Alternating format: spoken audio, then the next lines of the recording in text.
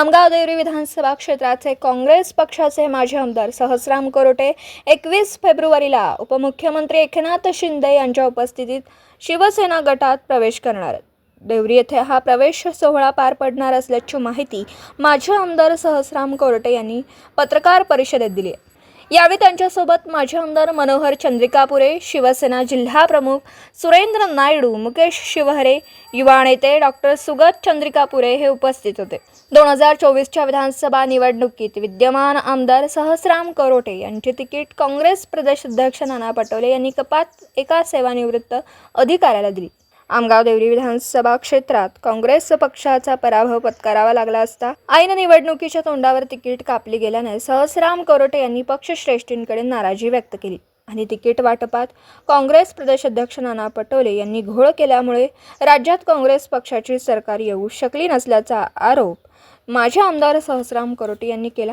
उपमुख्यमंत्री एकनाथ शिंदे यांच्या कार्यशैलीवर विश्वास व्यक्त करीत येत्या 21 फेब्रुवारीला एकनाथ शिंदे यांच्या शिवसेना गटात देवरी येथे आयोजित कार्यक्रमात शिवसेनेत प्रवेश करणार असल्याची माहिती सहस्राम करोटे यांनी दिली।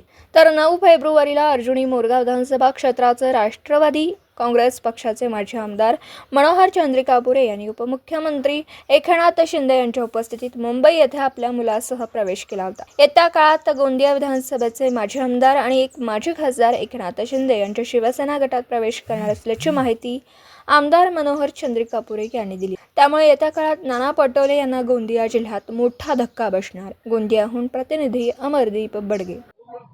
21 फेब्रुवारीला देवरी इथं क्रीडा मैदानावर ठीक 1 वाजता माझा पक्षप्रवेश होणार आहे आणि त्या माझ्या पक्षप्रवेशाच्या कार्यक्रमाला आदरणीय महाराष्ट्राचे पूर्व मुख्यमंत्री आणि आताचे उपमुख्यमंत्री सन्माननीय एकनाथराव शिंदे साहेब त्या ठिकाणी प्रामुख्याने त्यांच्या उपस्थिती मी पक्षप्रवेश करणार आहे। साहेबांसोबत राज्याचे वित्त राज्यमंत्री आदरणीय आशिषजी जयस्वाल साहेब, सन्माननीय नरेंद्रजी भोंडेकर साहेब भंडाऱ्याचे आमदार आणि काँग्रेसचे शिवसेनेचे दोनही जिल्हाध्यक्ष शिवहरे साहेब, नायडू साहेब आणि अनेक सेनेचे नेते मंडळी त्या ठिकाणी माझ्या पक्षप्रवेशाच्या कार्यक्रमाला उपस्थित राहणार आहेत। तर आपण त्या कार्यक्रमाला आपण सर्व लोकांनी आपण उपस्थित राहावं अशा प्रकारची आपणाला सर्वांना विनंती करतो आणि आमंत्रण सुद्धा देतो। धन्यवाद। मग आमचे जिल्हाध्यक्ष सुरेंद्रजी नायडू यांनी मला सांगितलं की साहेब अशा प्रकारची पत्र परिषद गोंदियाला आहे, तिथं आपण यावं। तर त्यामुळे आपल्याला काय प्रश्न विचारायचे आहेत मला ते स्पष्टपणे विचारलं तो मला तुम्हाला स्पष्टपणे उत्तर देता येते।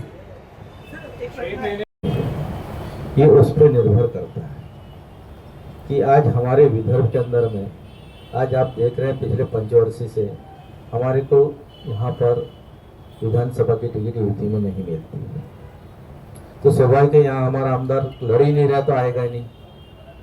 तो ऐसे कई जिलों में है, तो जहाँ लड़ रहे हैं वहाँ तो पूरी सीटें जीते हमने।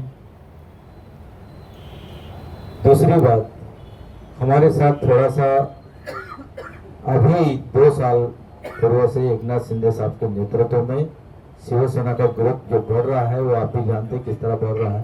तो पक्ष नेता का ध्यान और उनका दूरदृष्टि पे पक्ष चलता है। इससे पहले कि शिवसेना में हम लोग काम कर रहे थे तो विदर्भ के अंदर में मैंने तो इस बात को भरे मीटिंग में बोला था, मुकेश भाई जानते हैं, सेना भवन में सब विदर्भ का कार्यकर्ता सिर्फ मुंबई में भीड़ बनाने के काम कर रहा है, उसके अलावा आपका ध्यान उधर पे है ही नहीं। तो आने वाले हमारे साथ प्रॉब्लम क्या है कि महायुति के अंदर में जब सीट बंटवारा की बात आती है, सीट हम तो मांगते ताकत के साथ जिला प्रमुख होने के नाते हम अपने उम्मीदवार के लिए, चाहे वो लोकसभा के लिए हो, विधानसभा के लिए हो, जिला परिषद के लिए, पंचायत समिति हो, ग्राम पंचायत, हम पूरी ताकत। दिवसभरातील घडामोडींचा आढावा घेण्यासाठी पाहत रहा N24 मराठी न्यूज चॅनल।